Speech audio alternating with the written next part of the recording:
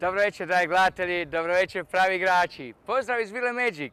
Večeras vam neću ja izvoditi trikove, nego jedan moj prijatelj, poznati mađioničar.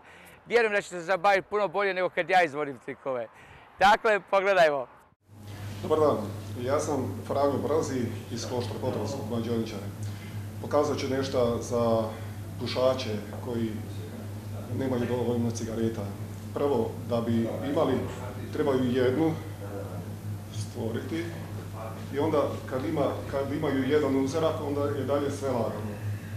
Uzmu tu, stave u džep, uzmu drugi, stave u šiju.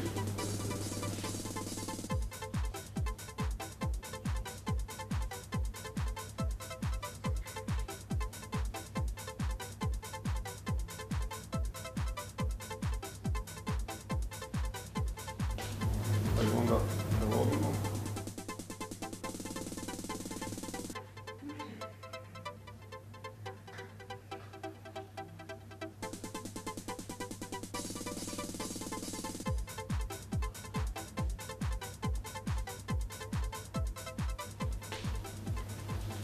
Hvala.